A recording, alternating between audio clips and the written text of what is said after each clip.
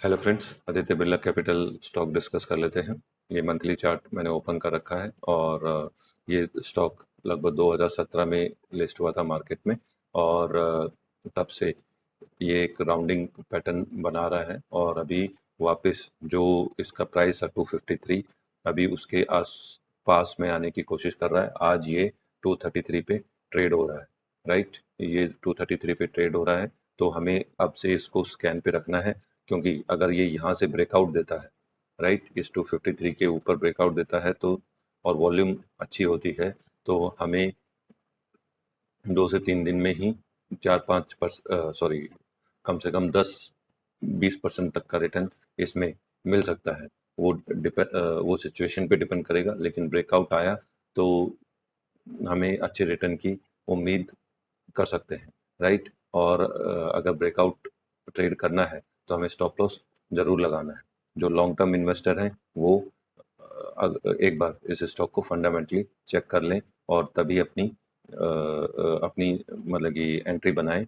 और breakout traders हैं, अपना रिस्क रिवार्ड जिस तरह से मैनेज करते हैं उस तरह से मैनेज करते हुए अपनी एंट्री का प्लान कर सकते हैं। और अभी आदित्य बिरला कैपिटल को स्कैन पे रखें और अपनी एंट्री प्लान के लिए अभी से प्लानिंग मतलब कि अपनी एंट्री के लिए अभी से प्लानिंग करना शुरू कर दीजिए, राइट। अभी मेरा क्या व्यू रहेगा वो एक बार मैं इसमें डिस्कस कर लेता हूँ। एक बार डे कैंडल देख लेते हैं। ये मैंने कब पैटर्न मतलब कि राउंडिंग पैटर्न या यू पैटर्न दिखा दिया और यहाँ से हमें एक अच्छा खासा ब्रेकआउट एक्सपेक्ट कर सकते हैं। वो कब आएगा उसके लिए हमें इंतजार करना पड़ेगा। अभी मैं डे कैंडल खोल देता हूँ, एक मिनट।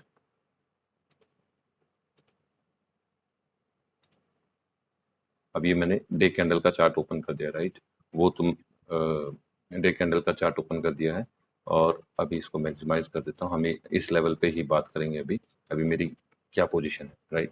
मैं नॉर्मली अगर स्टॉक में एंट्री करना है तो मैं सपोर्ट पे या ब्रेकआउट पे एंटर करूंगा।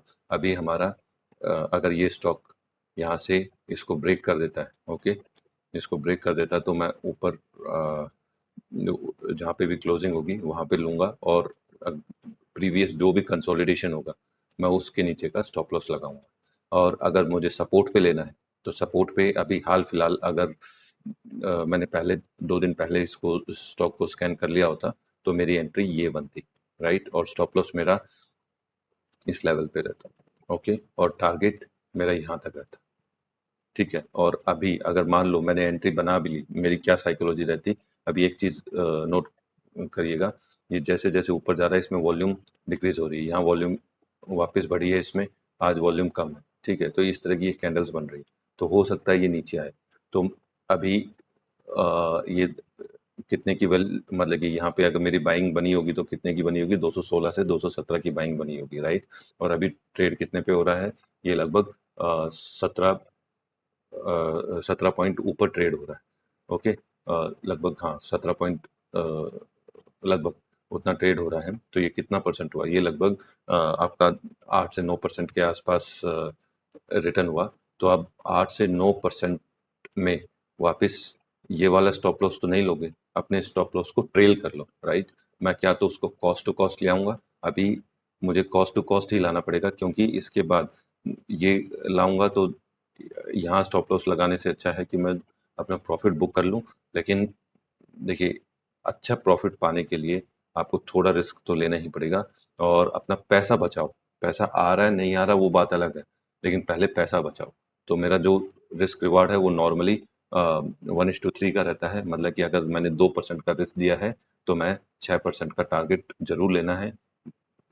और साथ में अगर मान लो वो कुछ परसेंट ऊपर चला गया, 3% ऊपर चला गया और मुझे कहीं पे स्टॉप लॉस दिखता है, ठीक है, अगर मेरा टारगेट ये है और अभी एक मिनट, अभी जैसे यहाँ तक चला गया, राइट। अभी मुझे दिख रहा है कि यहाँ पे कुछ गड़बड़ हो सकती है, तो मैं ये स्टॉप लॉस लेने की बजाय मैं यहाँ पे अपना स्टॉप लॉस ट्रेल कर लूंगा।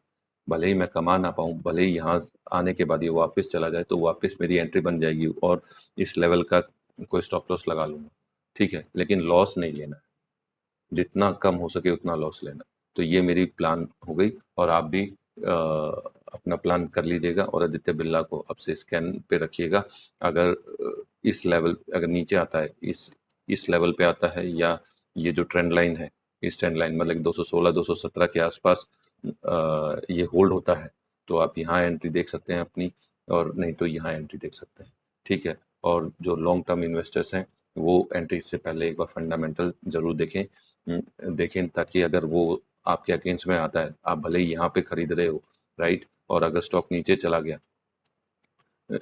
गया और वो स्टॉक फंडामेंटली ठीक नहीं है, तो हो सकता है आपको ज़्यादा नुकसान हो जाए। इसीलिए आप एक बार स्टॉक को फंडामेंटली जरूर चेक कर लीजिए, क्योंकि और स्विंग ट्रेडर तो क्या रहता है, वो अपना स्टॉप लॉस लगाते हैं अपने रिस्क के हिसाब से, तो उनको कोई दिक्कत नहीं है, वो चाहे यहाँ बाय करें चाहे यहाँ बाय करें, क्योंकि वो अपनी पोजीशन से निकल जाएंगे थोड़ा बहुत नुकसान लेकर, राइट। तो ये हो गया है आदित्य बिरला को आप जरूर अपनी लिस्ट में रख लीजिए, और जब मौका मिले तो इसमें ट्रेड कर लेना, राइट। इसी तरह के स्टॉक जानने के लिए आप इस चैनल को सब्सक्राइब करें और लाइक करें। Thank you.